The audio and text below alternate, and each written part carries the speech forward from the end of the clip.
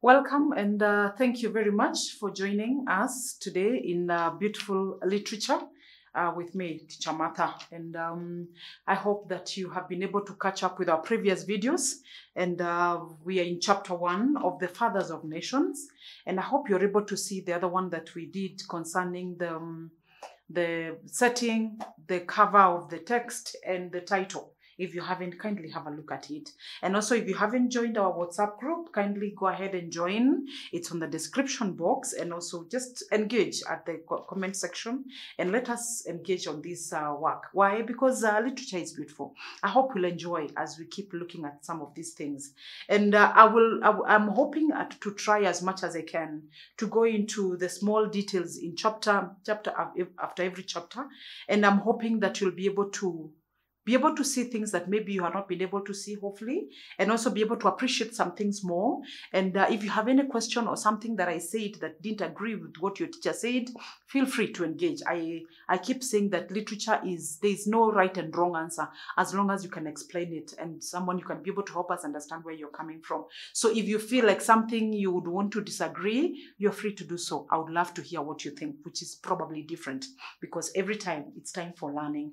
And so now we begin. There is a forward before that, and in this forward, I would not want us to look at it now, because this forward is actually helping us to understand. It's just foreshadowing and helping us to understand what will happen at the end of the text. And so I will not go into it now. We'll come back to it. Let me go into chapter 1. Into chapter 1, this book begins with 4 strangers that have checked in one of the hotels in Banjul, that is in Gambia, and that hotel is called Seamount Hotel. And these 4 people are important, and that's why the author has gone into the details of describing them and describing how they look and describing which floor they were admitted to, and also being told about their years. And I keep saying it's important to note even those small details, and some of them are very funny. And maybe just to mention, if you look at these four people, there are 4 of them. The first one we've been told is Dr. Karanja Kimani, who is a professor in the University of Nairobi, Kenya. And then we have another one that is Gobile Melusi, who is a citizen at Zimbabwe, and he has settled in and has been pushed into the 5th floor of the Seamount Hotel. Then after that, we have another big man, and that is a pastor, and he's called Chineke Chiamaka, who is a pastor in a church in Lagos, that is a church inside Africa, from Nigeria. And then he's been settled at 6th floor of the West Wing. And finally, we have another younger man, which is 40 years plus, and he is Saif Tahir, who is an engineer, and who has been employed by the Ministry of Defense in Tripoli, that is in Libya. And he's also been settled on the 3rd floor. Now, what is very, very important, I want us to note about these visitors is that each one of them have been described in a funny way. And allow me, just because I love to look at those small things, just to note some of those things that I find very interesting, describing each one of them. And maybe you could try to also ask yourself that, some of them are for vivid description, for you not to forget those characters, because I think some of them you cannot forget. Like, for example, when you talk about Kimani Karanja and how he's been described, one, he has no hair. His hairline has retreated all the way back to his crown. And I hope you know where the crown is. And he's retreated all the way. And the hair has decided, I cannot disappear anymore. That is enough. No more hair loss. And then he has a strange habit of smacking his lips as he talked, appearing to shape each word first and to add voice to it only after. I don't know whether you've come across people who will talk like that. They will smack their lips when they are talking, and when they are talking, there is a way they will shape their words first in their lips, and then they will add a voice to it. I think listening to Professor Kimani would be an interesting lecturer. And then we have after the professor, we also have Gombile Melusi, and he's also been described very fondly. Please remember how Karanja has been described.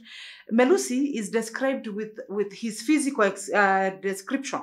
His mustache, he's as a bushy one, and in moments of his speech, he wriggles his mouth like a moth fighting to free its wings, then fly away. I'm not very sure how that looks like. I'm hoping that in your own way, you can be in your mental images, you're able to see how his mouth, his beard, his bushy mustache, and how it wriggles, his mouth like a moth fighting to free when it wants to fly away, and so on. So I can't imagine how that looks. And then the other person has been described very fondly. That is the pastor, and he's been described as big and flabby. He looked like a failed sumo wrestler. I don't know in your mind whether you know of someone who is like that. And then he says that, but now he's been covered by the clothes he's wearing. The clothes he's wearing actually are the ones that are covering his big body. And now what is also very funny is that his eyes were also very funny. They narrowed into slits when he relaxed. Small eyes, maybe like mine. And they narrow into slits when he relaxes. And when he smiles, they narrow further. And now when he laughs, actually they vanish altogether. I thought that is a very funny description of someone. I don't know how now he manages his church when he's looking like that. Now with the narrow eyes, narrower when he smiles, and vanishes completely when he laughs. Now that is Pastor Chiamaka of Lagos. And finally, we have someone, Engineer Tahir, has also been described in a funny way, that when he walks, this guy is motioned. His motions look like he's been powered by rebellion. And here we have powered by Android, powered by what? Now, Engineer has been powered by rebellion.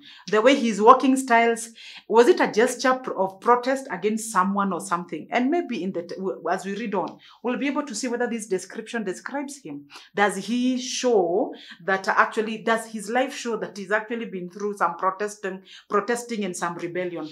And it's important for us to understand these four characters, and that's why I'm spending some time on them, because these four characters are very key in the whole text. They are the ones who actually shape the events and the circumstances and experiences that we have.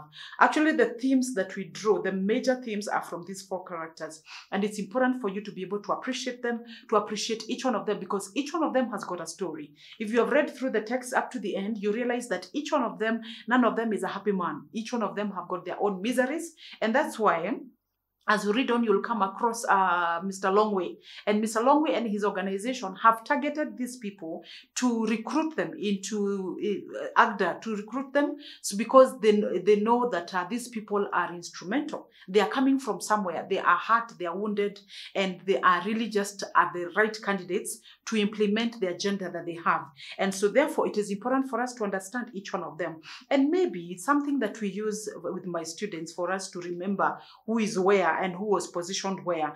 Maybe I don't think it's coincidence when we see that Professor Kimani, who is from Kenya, and Kenya is in the east part of Africa, he was put in a hotel, in Seamount Hotel. He was put on the 4th floor on the east wing.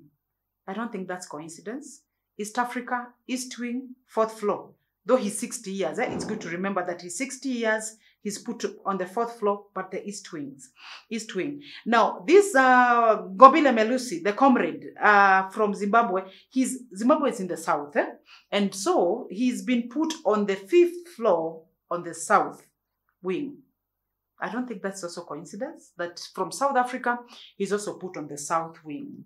And maybe also, I don't know what other coincidence this is, that Pastor Chiamaka, who is from West Africa, Lagos, Nigeria, he has been put on the 6th floor on the west wing. So West Africa, west wing. And finally, we have Engineer Tahir, who is from North Africa, that is Libya, Tripoli, Libya, and he's been put on the north wing. I don't think that's coincidence. And so when you're trying to remember and see how Africa has been represented, it's important to remember that even the person who decided who stays where, maybe for their own convenience, to remember who comes from where or whatever, it's important to remember. So therefore, those are the four main characters that we have been looking at. And while we add to that, we are adding another character who is the guide, who is the voice that is guiding them and speaking to them through the book. And as we read on, you realize that actually the guide guide, and this voice that is guiding them is Dr. Afolabi. And we carry on, therefore, to meet Dr. Afolabi, who is the one who is almost terrorizing these people. But before we get to know he's the one, we interact with him through a lady called Mackenzie. Fiona Mackenzie, who is a reporter, who is a journalist, and she has an interview with him, and she wants to know him about him and his book he has written and his role in the summit and so on. And we see the encounter was not very interesting. The encounter didn't go very well. Actually, Dr. Afolabi was kind of put off. He was actually very annoyed at some point, and the meeting didn't end well. He actually said, I don't want to meet you again. The best thing you can do for yourself is first of all go read my book before you start saying whatever. But you see at the beginning, Dr. Afolabi was he didn't have a problem with the girl because he said, oh, she's cute as a button and sharp as a needle, he thought. Her eyes were wide and white like a pair of moons. That is how he thought. But later on, he doesn't like her very much because actually he says that she's a bad-mannered reporter. He actually thought it's someone who was interesting, but now she doesn't sound that anymore. So as we read on, we'll see what kind of a girl is she? Is she as bad as Dr. Afolabi says? And so the encounter also helps us to understand who Dr. Afolabi is, that he's an author of a book that is by the name Failure of States. And now she's here. The reason why Dr. Afolabi is not very happy is because Mackenzie is asking, now that you're going to the summit to talk about Way Omega, which seems to talk about nice things about Africa and how Africa is going to progress. And in your book, you seemed to be very pessimistic, to be very negative about Africa and talk about the failure of the states. How come suddenly you are the one the presidents are consulting and they want you to give your speech in this very important occasion, summit, where, and in the past, you've been talking about the same presidents who have failed. And of course, Dr. Afolabi, now we know why he was getting apprehensive, why he was fighting back, is because he knew why he was here. He was here on another agenda of Path Alpha, and therefore he felt like his cover is being blown off and someone is maybe reading through to him. And so therefore maybe he was a bit careful, and so he didn't want that discussion to go on that way. And therefore I want to just highlight on those few things and say that they are very, very important. And when you look at their discussion, there's something very interesting on page 7 on how Way Omega came about. I think it's important for us to understand that on the second paragraph, there will be debating a document titled Way Omega. You see, not long ago, 20 Nobel laureates discovered a way to develop Africa and then published that discovery in a document with that title. Africa's ministers are planning have had a look at it. They liked it. Now, African heads of state are in Banjul to adopt it as a common development strategy for all of Africa. That's the background, Ms. Mackenzie. Now, if you look at that, it helps us to understand where Way Omega came from. It's a document that had been prepared by 20 laureates, that is Nobel laureates. I hope you understand what that is. And the ministers, Africa's ministers for planning, looked at that document. They thought it's okay. And then later on, now they are here. The presidents are here to even adopt that document. But later on, we realize that it is not just this how it looks. There was much more into this document and so on. And Ms. Mackenzie is very skeptical, and she says, now you are talking about this book, this document, and the people who are discussing this document, because you're saying because of this document we'll have no military coups again, we have no rigged elections, there will be no more foul play and so on. This Africa will suddenly be transformed into a very powerful African continent.